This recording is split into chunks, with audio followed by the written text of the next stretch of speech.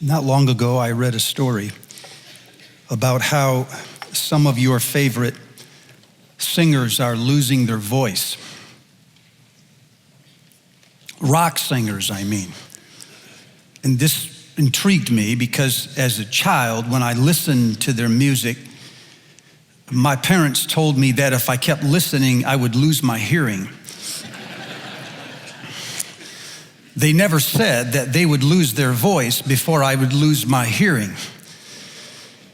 But it turns out that from singing over the years, nodules have built up on their vocal cords like barnacles, and they have to have those surgically removed. In some cases, they break blood vessels. Other cases, they contract viruses.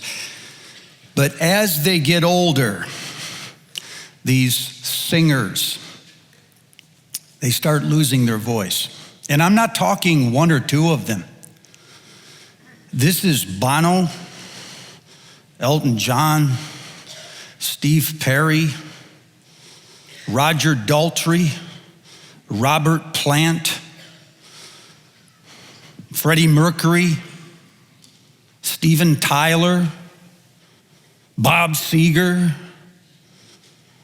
All of these people that were great rock vocalists have had to have this surgery because they're losing their voice. Even some of the musicians that you listen to.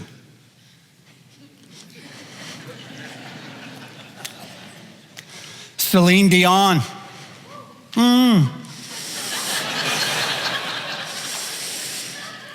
Adele. Meghan Trainor. Michael Bublé? Lionel Richie. I heard some old voice go, ooh. Even Pavarotti have had to have surgery to remove these. Sometimes it happens in the middle of a show. They'll get partway through the concert and all of a sudden it's gone and they have to cancel the rest of the show and cancel the rest of the tour. One of the singers said, when it happens, I can feel the symptoms. I think the audience knows it. She said, I can still hit the notes, but I have to push harder. I'm working because I start losing my range. Sometimes, she says, it feels like I'm screaming. Sometimes I'm squealing. The audience can tell. They're polite. But after a couple of years, they start to drift off and look for other singers. When I heard this, I started to think about us, the church, I mean. I wonder if we are beginning to lose our voice. And I wonder if we can still hit the notes, but it feels like we're screaming. And the audience can tell. And I wonder if the audience is beginning to drift off and look for other singers. Can I be blunt with you? Yes? I'm going to. So it feels to me like this is a day in our society. It's a time in history when the world should be feeling better, but in fact, they're feeling worse. They are living longer, but they're enjoying it less. They're more connected, yet they're more alone. They're more informed, but they're less clear about anything. They have a higher standard of living, but they have lower levels of contentment. More swagger, less confidence. More pleasure, less satisfaction. It's almost as if our society is looking for a voice to speak into the nation's soul and bring clarity and vision and wisdom to the discussion. You would think at a time in history like this, the church would be wildly popular. They should be streaming into the church like they did the day after 9/11. But in fact, the church is losing the interest of society, not gaining it. They should be seeking the Christians out, and they're avoiding the Christians. They should be calling us saints. They call Francis of Assisi a saint. They called Mother Teresa a saint. They even called Billy Graham a saint, and he's not Catholic. But they calling us extremists. Something's wrong. Why are we not more convincing at a time when the world is more desperate for an eternal voice?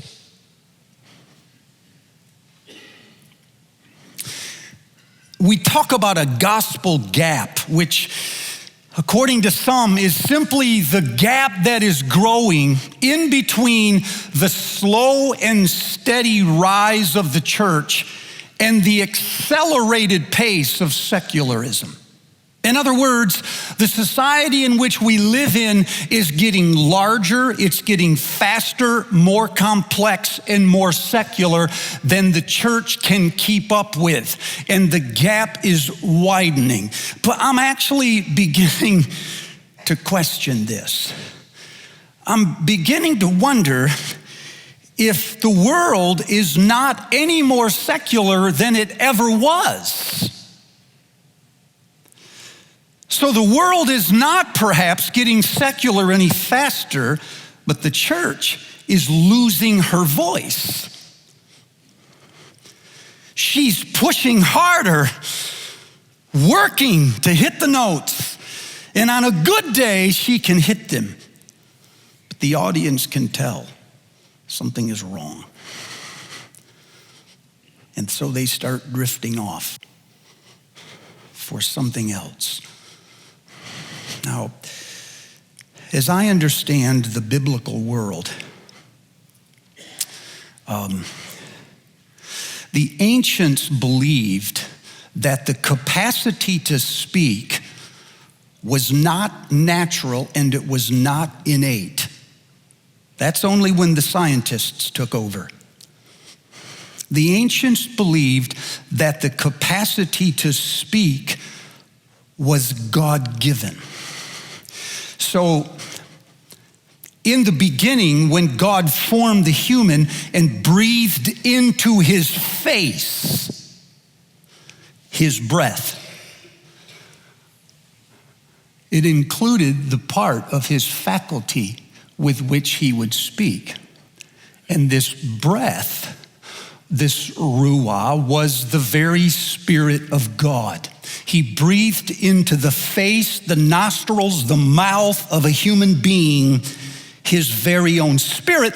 And so when Moses began to argue with God and say, but I don't know what to say, I can't speak, I'm slow of speech, the Lord said, who was it that gave man his mouth? Was it not I? And when Moses balked, the Lord said, you will go before them and I will put my words into your mouth so you can speak. And then as Moses finished his 40-year career, just before he died, the Lord came back another time. And he said, I will raise up another person who is just like you, and I will put my words into his mouth, and he will say exactly what I tell him to say. So you start to get this feeling early in the Bible that a human being is trained to speak by God. It's not innate. It's just not normal. It is God infused into every human being. And you start to get the feeling that there might be humans, maybe not all of them, but some of them, whose capacity for speaking God Almighty has taken over. and channeled himself through them. Maybe it's not all of them, but there's some of them. And so David would say, the Spirit of the Lord is on me, and his words are in my mouth. David. Isaiah would be in the temple one day, and he would say, woe is me, I am a man of unclean lips. And an angel would take the hot coal and touch his lips and say, see, your lips have been purged and your guilt is taken away. That capacity through which you speak has been purged and your voice has been given back to you. Isaiah, remember this day. It was the day you found your voice. To Jeremiah, he would say, I will put my words in your mouth, and my words shall be in your mouth like a fire, and these people in front of you like the wood it consumes. To Ezekiel, he would say, open your mouth and you will speak my words, whether they listen or not. Now open your mouth and eat what I'm about to give you. So you get the idea in the Old Testament that this may not be everybody, but boy, there are some whose capacity for speaking God is taken over. When Jesus comes, it changes. He gathers 2 handfuls of disciples and he makes this audacious promise, not to one person, to 12. He says, when you stand before the courts, don't worry about what you will say or how you will say it. He said, the words will be given you on the day you need it, so that your speech will not be your speech. It will, wait for the language, it will be the speech of my Father who is in heaven. That's 12 of us, not one. On the day of Pentecost, it changed again. There were 10 times that number, 120, holed up in an upstairs room. And the wind blew over that room. And these people began to speak in other tongues, wait for it, as the Spirit enabled them. Do you hear it? And the people were amazed at this. They said, how is it that these people are speaking to us in our own language? And then Peter jumped up and he said, this is exactly the thing that the prophet Joel was talking about. For he said, in that last day, I will pour my Spirit on all people. Wait for it. All people. Jews, Gentiles, slave, free, Protestant, Catholic, East, West, rich, poor, educated, simple, clergy, laity, big people, little people. I will release my Spirit on all people, and they will prophesy. Boy, this is a new day, because now the Word of God is not coming through one person, it is coming through the entire body. The Word is not coming from the preacher, and it's not coming just from the seminary, and it's not coming just from the denomination. It is coming from the entire people, all of them, in Koine, common language. Oh, what a day.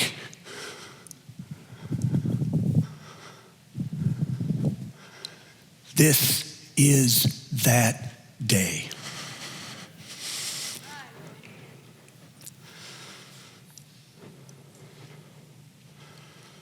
How did we lose our voice? if God promised to put into your mouth the fire of Jeremiah, the scroll of Ezekiel, the lightning of Isaiah, how did we lose our voice? Well, the story that we're drawn to this morning is the story of a healing, and you're very familiar with it in Mark chapter 9, so I won't labor the points. They're simple. But I want to tell the story this morning quickly, don't I? Yes, quickly, from not the standpoint of the disciples, Jesus, why couldn't we cast this demon out? That's not the point today, nor from the standpoint of the Father. How is it that faith and unfaith are mingled in my soul? That's another sermon. Today I want to think about the boy. When Jesus comes down from the Mount of Transfiguration, there's a crowd at the base of the mountain, and the people are arguing. They're in a heated argument. Jesus walks up to the crowd and says, what are you arguing about? And that's when the Father presents himself. He basically says, Jesus, it is my fault. I started this. I brought my boy who is possessed by a spirit that has robbed him of his speech, and I've asked your disciples to cast him out, but they could not do it. I don't even want to think about what the disciples were saying to the boy or to the father in a moment like that. What kind of a dad are you? You can't even protect your boy from an evil spirit. Of course, the father is thinking, what kind of a disciple are you? If my boy has a spirit, you can't even cast it out. And so we've got this argument going on. Why don't you protect your son? And the father's going, why don't you stop talking and cast the spirit out? Do you see why this is such an important parable for our day? Jesus says, bring the boy to me. That's when it dawned on me. We've lost our voice because we've been robbed of our speech.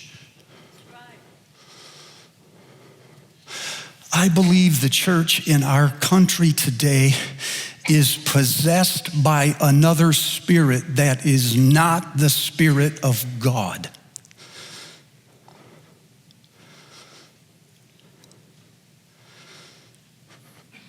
There is an angry, vitriolic, mordant tone to our conversations, the church I mean, in the things we say to our enemies. Shoot, we say them to our friends. And it's rising. We're no longer defending ourselves against accusations. We're accusing. Remember James? James says, out of the same mouth we bless God and curse a man who was made in the likeness of God. He says, from the very same mouth come praises and cursings, fresh water and salt water. My friends, these things ought not be. And this seems to some in the church as if it was really a soldier standing at the fortress of truth, but it's not. I think it's a boy thrown to the ground in convulsions, and in the words of Luke, screaming suddenly and violently and disrupting tones, and society will listen for a moment, and then all of a sudden they just sort of step back and feel sorry for the father, and then they go have their conversations somewhere else. This is what I think is happening to us. We've been taken over by this spirit. And so consequently, when we speak, we are unable to influence the public on issues that have enormous consequences. Gay rights, civil rights, generational poverty, immigration, just warfare, late-term abortion, abuse of power, rampant individualism. When we speak, people, we do not have anything unique to say because our voice does not proceed from a conversation we had with the Father earlier that morning. No, our voice proceeds from the reason and the rhetoric that is popular in that day. It proceeds from the shallows of our own convictions. If you doubt this, then name one instance in my lifetime, and I'm 30.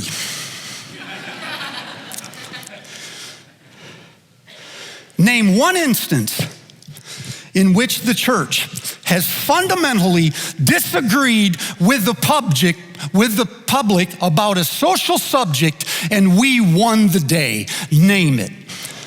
You can't. How is it that 75% of our nation self-identifies as practicing Christians? 75%. That was 2015. I'll give you that. It was only 4 years ago. And yet, we cannot win a debate with the public on civil rights, on marriage, economics, abortion.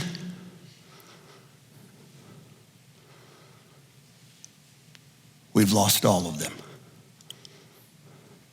Well,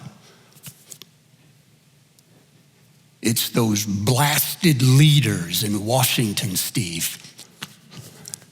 Brace yourself, bro. From the research I've read, almost half of our leaders in Washington are still active members in a Christian church. And most of them, the overwhelming majority of them, grew up in the Christian church. This is not a failure in our leadership. We've lost our voice. We have lost a biblical imagination.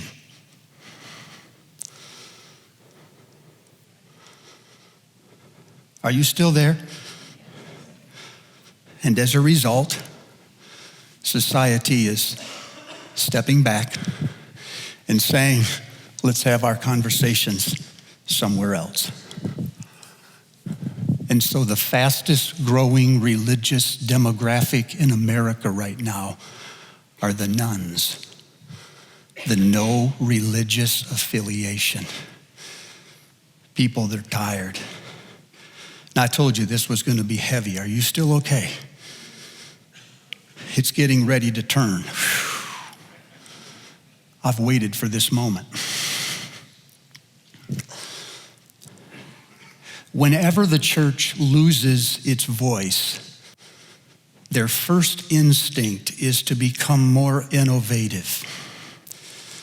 They believe if we can just package the message a little. In other words, we think like marketers. It's all in the presentation, Steve. Find a better way to package the message. What we really need, if the church is going to be revived, is we need rock star worship bands, TED Talk pastors, Dr. Phil counselors, and greeters that are professional visitors. If we just train people better and say it, I know what we'll do. We'll plant more interesting churches. We'll plant new churches with new leaders and new paradigms and new vision. Innovation. And I don't despise well, for the most part, any of this. Because this has actually produced some, if only a little, of the kind of revival that we're trying to see. But I simply want to suggest this morning that the problem might not be more interesting churches. It might be a more interesting gospel. We need a more interesting message. In fact, one of the reasons we've lost our voice is because we cannot find a way to connect the gospel as we've learned it with all of these conversations that society is having. And so whenever we go to work or into the cafe and somebody starts talking about these issues that are so relevant in our day, the Christian sort of stands back and says, oh, sheesh, how am I going to get them on to the subject of Jesus dying for the sins of this world and rising again from the dead? We always feel like we have to hijack the conversation. Oh, I know that's what's important to you. Here's what you should care about. Because it's the only conversation I know how to have. And when I'm done, I'm gonna tell you how you can become Christian. We can do this in a day. I told you this would be hard. What if there was another way? Oh, what if there was another way?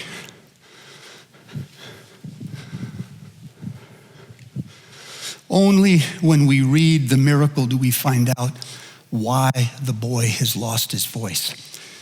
Because when Jesus casts the demon out, he says to him, you deaf and mute spirit.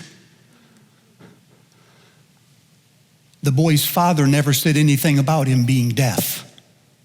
He just said a spirit's robbed him of his speech. And when Jesus cast him out, verse 25, he said, you deaf and mute spirit, come out of him and never enter him again. And that's when it dawned on me. We've lost our voice because we lost our hearing. When you can't hear, you can't speak. You can't hear the sounds.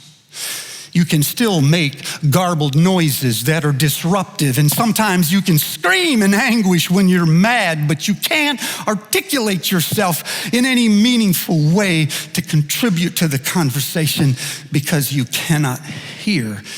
I begin to wonder, maybe our problem with speaking is really a problem with listening. Maybe what society needs is someone who has been long and often in the presence of God, into whose mouth God has put his words, so you can't tell which are his words and which belong to God. Can I tell you a picture? Yes? We have time. In John chapter 12, Jesus is walking with his disciples and he's having a conversation and he's saying, unless a seed falls to the ground, it remains just a seed, but if it falls and if it dies, it gives fruit to many things. And in the middle of this conversation, Jesus suddenly turns and says, Father, glorify your name. And this voice from heaven says, Wilbur, I need your voice. I have glorified my name, and I will glorify, and I will glorify it again. Now, are you seeing what's happening here? Jesus is not walking with his disciples and saying, unless the seed falls to the ground, no, wait a second, I gotta pray. Father, glorify your name. No, he moves seamlessly from a conversation with the disciples to a conversation with the Father. He is never in any conversation where the Father and him are not talking. You see the problem? We have devotions in the morning, but we only have them. We don't keep them throughout the day. And so the conversations that we're having with people throughout the day are not as infused by the words of God as they could be if we had two conversations going on at the same time.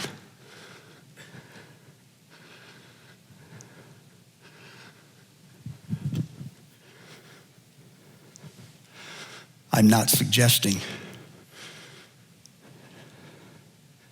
that we can cast this spirit out.